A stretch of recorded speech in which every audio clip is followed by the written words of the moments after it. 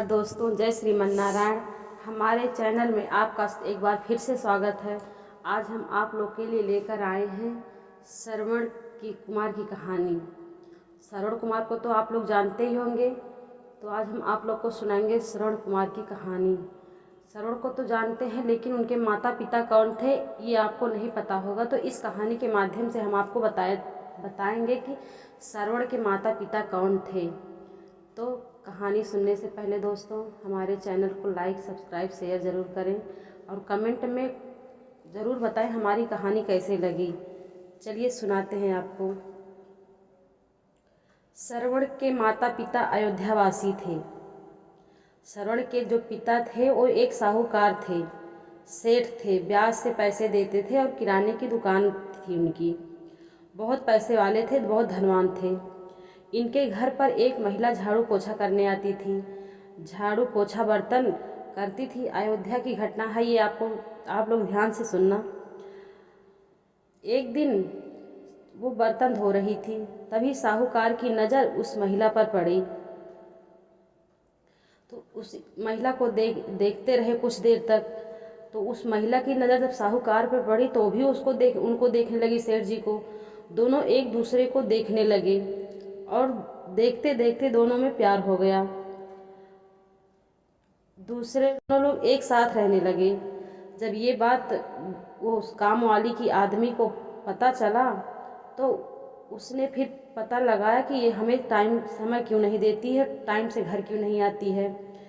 तो उसको जब पता और साहूकार और उस काम वाली दोनों एक दूसरे के साथ रहते थे, एक ही घर में, और संबंध भी दोनों का था। फिर जब उसके आदमी को पता चला तो वो अयोध्या के राजा दशरथ के पास गए। उस समय अयोध्या के राजा दशरथ के पिता अज हुआ करते थे। अज के पास गए। पहुंचकर सारी बात उनके सामने पहुंचाई तो राजा ने सेठ को बुलवाया और बाई को भी बुलवाया और फिर अपने मंत्री को आज्ञा दिया कि उन दोनों को बुला के लाओ, नहीं आए तो पकड़ के ले आओ। फिर अच्छा वो दोनों गए, राजा और सेठ और काम वाली राजा के पास गए।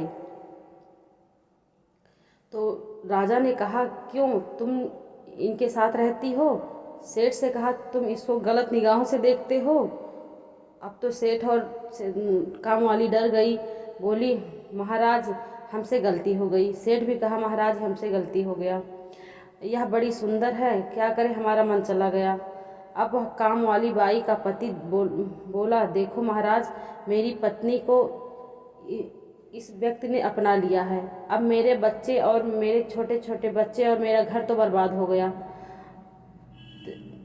अब इनका अपराध जब इन्होंने अपना अपराध स्वीकार कर लिया, तब राजा ने दंड दिया और कहा, इन दोनों को ऐसा दंड दो जो एक दूसरे को देख भी ना पाए। फिर तो राजा की आज्ञा से उन दोनों की दोनों आंखें फोड़ दी गई।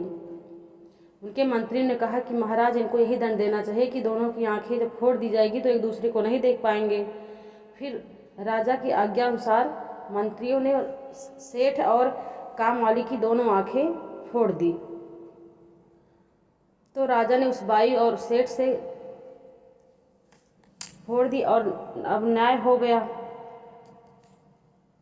काम वाली के पति ने कहा, अब मैं इस महिला को, इस स्त्री को पत्नी के रूप में स्वीकार नहीं करूंगा, राजा से कहा, और वो वहां से चला गया। अब राजा ने विचार किया कि यदि यह दोनों हमारे राज्य में रहेंगे तो इनको देखकर कल किसी और की निगाह बिगड़ जाएगी। इसलिए राजा ने उन दोनों अंधा अंधी को अपने राज्य से निकाल दिया, बहुत दूर भिजवा दिया, जंगल से जाओ और दोबारा सीमा में दिखाई मत पड़ना, नहीं तो मृत्युदंड तुम दोनों को मिलेगा। तुम जैसों का दर्शन करेगा वही उसकी बुद्धि भ्रष्ट हो जाएगी। ये कहकर उनको राज्य से निकलवा दिया। पहले के ज़माने में न्याय ऐसे मिलता था कि एक लोग के कारण कोई दूसरा और राज्य का कोई भी इंसान बिगड़ न जाए। इसलिए दंड क्या था, पहले के ज़माने में न्याय यही मिलता था। राजा ने वहाँ से विदा कर दिया अब दोनों जंगल में रहने लगे, एक कुटिया बनाकर सरयू नदी के तट पर, क्योंकि सरयू घाघरा के नाम से पहले जानी जाती थी। पहले से ही जंगल में बह रही थी। वहाँ रहने लगे सेठ और कामवाली। अब कामवाली और सेठ का दोनों का मन बुद्धि शुद्ध हो गया। इन्हें बड़ा पश्चाताप हुआ कि राम राम, हमने कितना बड़ा अपराध किया है। इन्हें अपनी गलती समझ आई। दोनों अब पति पत्नी की तरह रहने लगे। भगवान ने मान लिया, और जब भगवान में मन लगा लिया, और जब भगवान में मन लगाया निष्काम भाव से, तब भगवान की भक्ति की तो भगवान की भक्ति के बल पर भगवान ने इनके अपराध को माफ़ कर दिया।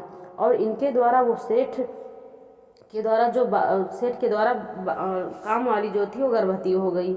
उसके गर्भ से एक बालक पैदा हुआ, जिसको हम और आप लोग जानते हैं श्रवण के नाम से। फिर उनका नाम श्रवण रखे। श्रवण अपने माता पिता की सेवा खूब करते थे, बड़े मन लगाकर करने लगे। श्रवण का विवाह हुआ तो श्रवण की पत्नी अपने अंधा अंधी को महेरी खवाया करती थी। महेरी क्या है? वो महेरी आप लोग जानते होंगे। महेरी क्या है? महेरी खवाया करती थी। चावल में छाछ डाल दो, थोड़ा सा नमक डाल दो और उसे पकाकर खा लो, तो उसे महेरी बोलते हैं।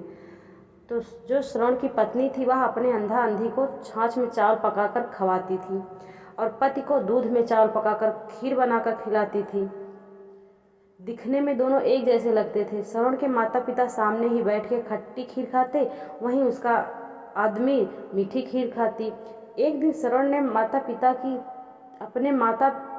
अपने पिता की थाली की जो खट्टी वाली खीर थी महेरी, वो गर्म ज़्यादा थी, तो श्रवण ने पिता की थाली स्वयं ले ली और अपनी थाली पिता को दे दिया।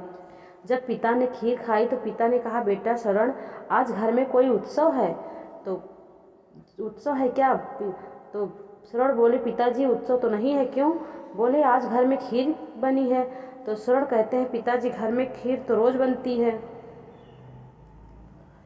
तो श्रवण कहते हैं, नहीं बेटा, आज तो मैं पहली बार खीर खाया हूँ, इसके पहले तो खीर कभी नहीं खाया। अब श्रवण ने पिता की थाली जब उठाकर अपने जीवा पर रखी तो खट्टी थी, दिखने में सेम थी पर स्वाद में अंतर था, एक खट्टी एक मीठी। तब श्रवण अपनी पत्नी के पास गया। उसकी पत्नी ने एक ऐसा बर्तन बनवाया था कि जिसका मुंह तो एक था पर पेट दो थे।